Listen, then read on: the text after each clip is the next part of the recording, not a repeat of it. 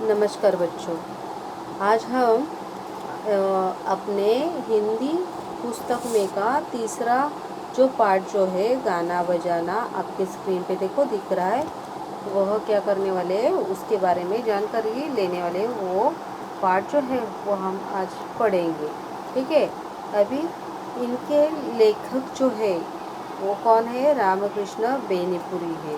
ठीक है। अभी ये पाठ का हम लोग परिचय पढ़ेंगे।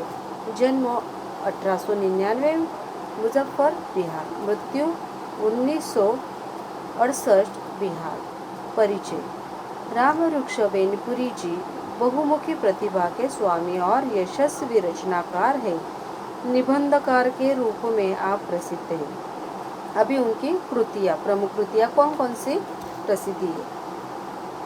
अमर ज्योति, तथागत नाटक, माटी, गेहूं और गुलाब निबंध, पतितों के देश में, कैदी की पत्नी उपन्यास, चीता के फूल, जीवन तरु कहानी संग्रह, पैरों में पंख बांधकर यात्रा साहित्य, माटी की मूर्तें, लाल तारा शब्द चित्र संग्रह, नया आदमी कविता संग्रह आदि। गद्य संबंधी। प्रस्तुत निबंध में लेखक रामकृष्ण बेनीपुरी जी ने विविध देशों के वाद्यों एवं उनके बजाने के ढंग का वर्णन किया है। आपका मानना है कि गाने बजाने का शौक सभी देशों के निवासियों में होता है। ठीक है। अभी ये जो पाठ है राम वृक्ष बेनीपुरी ने कहा है, तो ये पाठ में क्या उन्होंने कहा है कि आजू बाजू के हमारे जो देश है वो देश में कौन कौन से बजाने का जो वाद्य है वो वाद्य के बारे में जानकारी जो है वो जानकारी हमें इस पाठ में दी है। ठीक है। अभी देखो ना, गाने बजाने का शौक सभी मनुष्यों को होता है। जो लोग स्वयं गा या बजा नहीं पाते तो उन्हें गाने बजाने सुनने का शौक तो होता ही है। गाने बजाने के तरह तरह के ढंग होते हैं। प्रस्तुत ये निबंध जो है इसमें लेखक जी ने कुछ देशों के वाद्य और गायन वाद्यों के ढंग के बारे में बताया गया है हमें। इसके अतिरिक्त उन्होंने यह भी देखा है कि हमारे कुछ पड़ोसी देशों के वाद्य और हमारे वाद्य में थोड़ा बहुत साम्य यानी सिर्फ उसका आकार अलग है, लेकिन बजाने का वो जो है वो साम्य हमें ये पाठ में बताया गया है। अभी ये पाठ तो आपको पढ़ने का तो है, इसका प्रकट वाचन करना है, लेकिन इसके बारे में और अच्छे से आपको जानकारी मिली, इसलिए मैं आपको क्या करूँगी, अपने स्क्रीन पे एक वीडियो जो है ये पाठ के बारे में वो क्या करने वाली हूँ, मैं आपको शेयर करने वाली हूँ। ठीक है, चलो तो देखते हैं।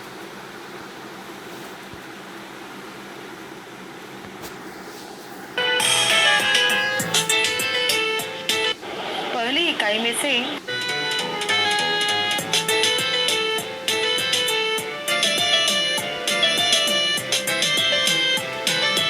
लेखक रामवृक्ष बेनीपुरी।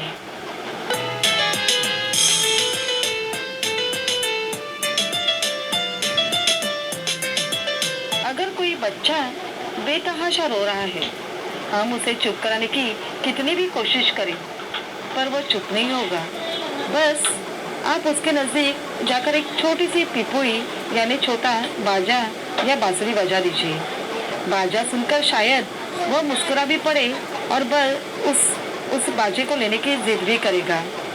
जी हाँ, गाने बजाने का शौक सभी मनुष्य को होता है, छोटे बच्चों से लेकर बूढ़े बुजुर्ग तक।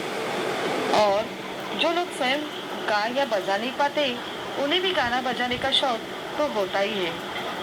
प्रस्तुत निबंध में लेखक रामवृक्ष बेनीपुरी जी ने विभिन्न देशों के वाद्यों एवं उनके बजाने के ढंग को प्रस्तुत किया है। पहले कौन सा बाजा बना होगा, इसका अंदाज लगाने वाले कहते हैं कि पहले कई चीजों को इकट्ठा कर उन्हें पीट कर शब्द निकालने की चेष्टा यानी कोशिश की गई होगी। आज भी बहुत से देशों में 3 बाजों को मुख्य माना जाता है। ढोल, पोपले कद्दू जो भीतर से खाली हो, ऐसे कद्दू पर मरे हुए पशुओं के चमड़े को मढ़कर ढोल बनाया जाता है। पिपुई नरकत पेड़ के डंठल की गांठों को छेदकर पिपुई बनाई जाती है। पिपुई को हम बांसुरी भी कहते हैं। झुनझुना किसी पोपली यानी खाली चीज में छोटे छोटे कंकड़ रखकर उसे हिलाने डुलाने पर एक प्रकार का स्वर निकलते देखकर झुनझुना बना होगा। ढोल, पिपुई, झुनझुना इन तीनों के सहारे ही नाना तरह के स्वर निकाले जाते हैं। वनवासी लोगों के गाने बजाने को गौर से सुनने पर मालूम होता है कि उनका ताल पर ज्यादा ध्यान होता है और सुर पर कम। जैसे अमेरिका के रेड इंडियन टमटम, अफ्रीका के हबशी लोगों का ढोल, पूरी देश का एक ना एक बाजा मशहूर है। जैसे भारत में वीणा, हमारी सरस्वती देवी भी वीणा ही बजाती है। चीन के बाजे को राजा कहते हैं। एक काठ का तख्ता लटका रहता है जिन पर एक काठ की मुंगरी से हल्के हल्के मारकर नाना तरह के स्वर निकाले जाते हैं। बर्मा के लोग भिन्न भिन्न आकार के 21 ढोलों को अर्ध वृत्ताकार में रखते हैं और बजाने वाला उसके बीच में बैठकर या खड़े होकर उन्हें बजाता है।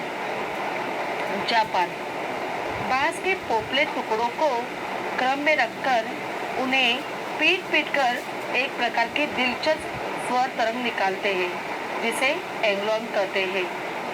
सितार, सारंगी, वीणा जैसे तार वाले बाजे भी जापान में होते हैं। नासालैंड टापू की गवैये एक प्रकार का बाजा बजाते हैं। उसे बाजों की खिचड़ी कहा जाता है। पैर में अखरोट के छिलके बंधे रहते हैं जिनके भीतर पत्थर के छोटे छोटे टुकड़े होते हैं। हाथ में एक तार वाला बाजा रहता है जिसके सिरे से घंटी लटकती रहती है। जब वे गाते तब एक साथ झुनझुने, घंटी और तार की आवाज निकलती है।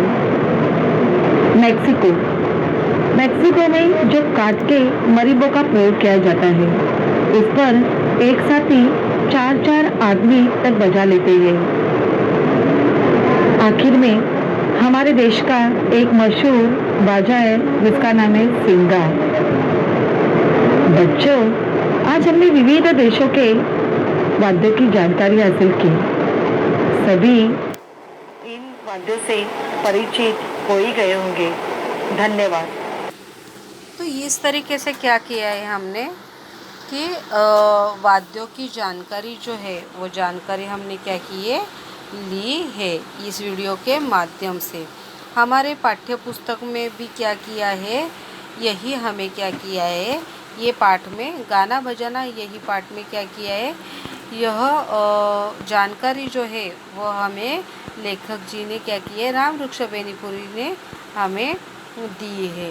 ठीक है, अब हम क्या करेंगे, शब्द वाटिका जो है, शब्द वाटिका के यहाँ जाएंगे। शब्द वाटिका में देखो आपको क्या क्या बताया गया है।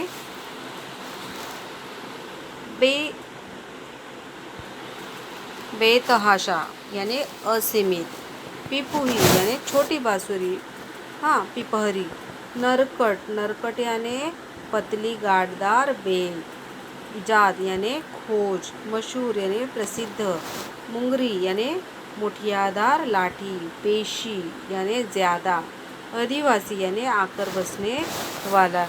हाँ, इसके अलावा भी हमारे पाठ में उच्छ्वास यानी उसको क्या बोलते हैं, ऊपर को खींचा हुआ सांस। हाँ, भड़कदार यानी क्या होता है, तो तड़क भड़क या चमक दमक वाला। दिलचस्प यानी मनोरंजन। पोपले यानी जो भीतर से खाली है। ताल संगीत में नियत मात्राओं पर हथेली से स्वर उत्पन्न करना। स्वर नहीं है, सुर यानी स्वर, आवाज। इजाद कोई नई चीज़ बनाना या आविष्कार। तो इस प्रकार ये पाठ के क्या है, शब्दार्थ है, शब्द वाटिका है। आपको क्या करना है, ये पाठ का प्रकट वाचन करना है और उसी के साथ ये वीडियो में हमने जो शब्द दिए हैं, शब्दार्थ देखे हैं, वो शब्द जो है आपकी कॉपी में आपको लिखना है। तो आज हम क्या करेंगे, यहीं पे रुक जाते हैं। Good bye.